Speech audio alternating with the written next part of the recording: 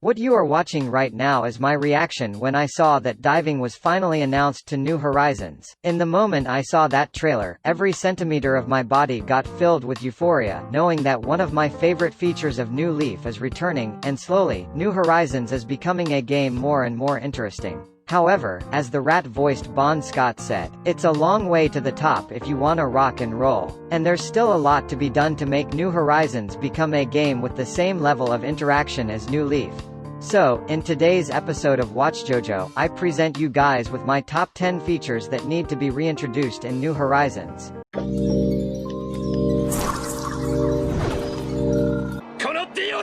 Personal opinion alert. These are the features that I think would be great in New Horizons. You can think otherwise, but that's only what I think.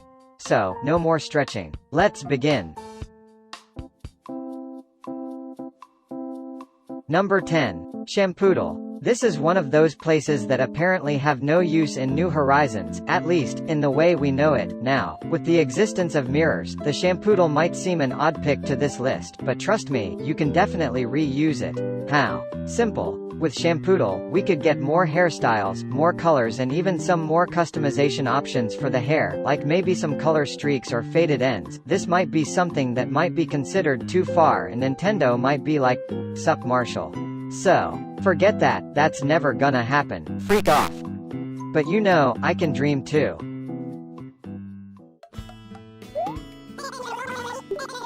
Number 9. Fortune cookies. This might be something that haven't got so popular in New Leaf, but I legit consider these cookies to be one of the most interesting features in the game. Mostly because it offers to us exclusive Nintendo items. Like for example, look at my character with his Wario mustache and Link's clothes. This is incredible. Here I got another one. Let's see what's my fortune this time around.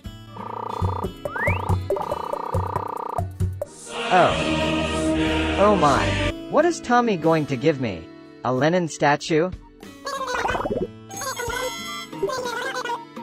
Nope, just a headache generator. I still love it. Don't deny this feature would be awesome in New Horizons. I'd just rather not to see those freaking play coins once again, just make us buy those with miles, it's much better. Number 8. Museum Renovation and Observatory. We all know that the New Horizons Museum is by pretty much a consensus the best museum the series ever had. But, if you're like me and played New Leaf, you probably missed the exhibit room. Or, was that just me? I hope not. In any case there's also the Observatory from the GameCube that could return in this series. Or maybe even a combination of both?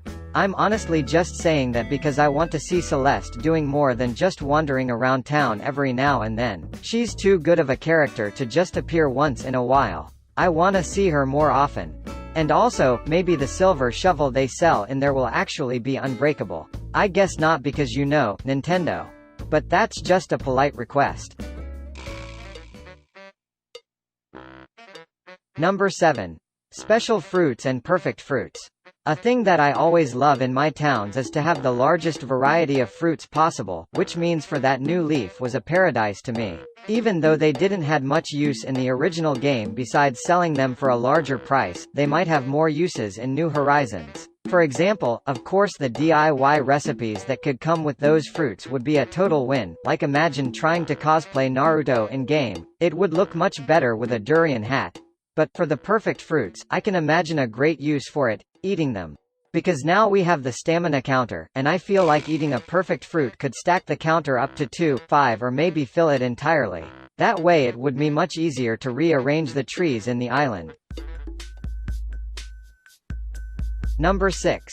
Special or removed villagers. New Horizons has 391 villagers in total, and even though that's a gigantic number, there's always someone you wish were there. It might be either the special villagers from New Leaf such as the Wolf Link and the Sanrio characters, or villagers that never return, such as Sunny and Aziz, my two personal favorites. Honestly, while I do believe the special characters might return, I'm not so sure about the removed villagers, but that's just a hypothesis. No one saw coming when a bunch of removed villagers returned in the Welcome Amiibo update in New Leaf, so, maybe I can dream on having Sunny in my island someday.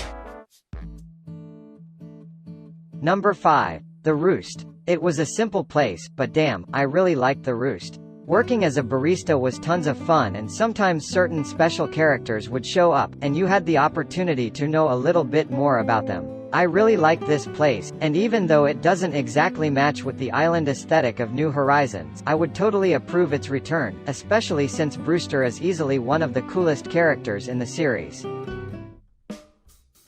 Number 4. Deeper villager interactions. I've seen many complaints about New Horizons and all, lack of this, lack of that, yada yada yada. I honestly love New Horizons, but I have one serious complaint.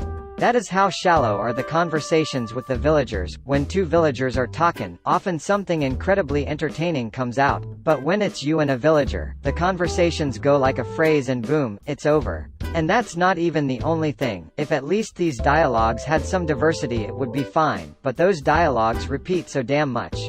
I've already lost count of how many times Rocco said this exact dialogue about him being as old as the fossils I got. I miss New Leaf's interactions a lot. Villagers could go to your house, ask about what you think of their house, and much more, but the main thing to me was something I loved so much I've decided to include it in its own position. I'm talking about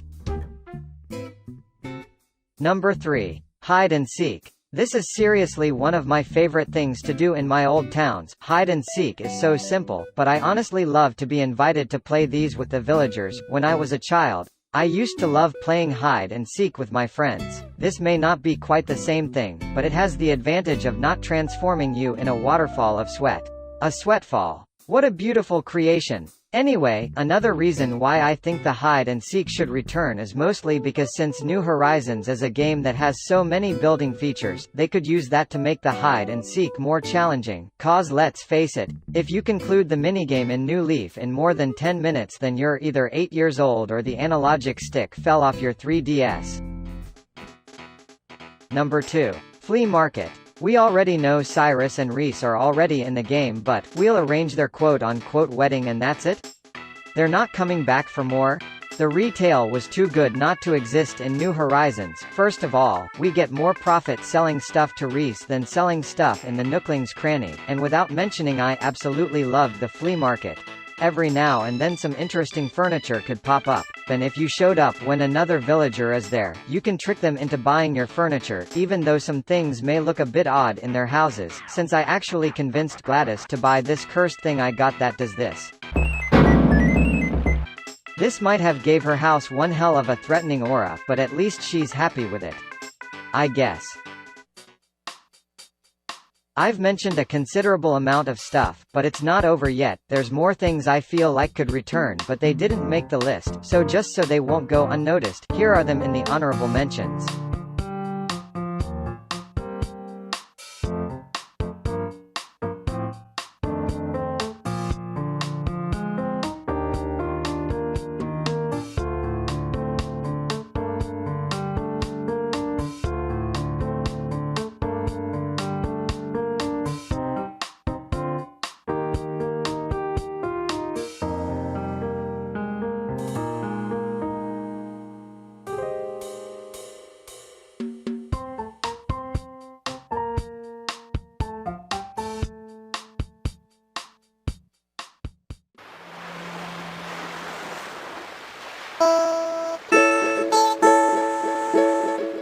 Number 1. Tortimer Island. I know it might sound redundant to ask for an island in a game focused in Island, but seriously, how can you not? It's freaking Tortimer Island. Just by saying that name I already feel the chills of catching those beetles and building an empire. It's always summer in this island, so for those like me that are from the southern hemisphere and didn't enjoy the summer in the game, this is totally a win, since we can get anything related to summer in this island. The beetles, the sharks, the eels, everything, and without mentioning the tours that are absolutely fun and you can carry some rare fruits to your island there. Graham's collectibles are surprisingly interesting and Cappen's song is hella cute. Tortimer Island is a more than welcome re-entry into the New Horizons features. It's everything I want and a little bit more. So well, that was it for this video. What do you guys think of my picks? Please, share your opinion in the comments and what would you guys like to see back in the game. Also make sure to leave a like and subscribe to my channel. My name is Marshall and see you next time.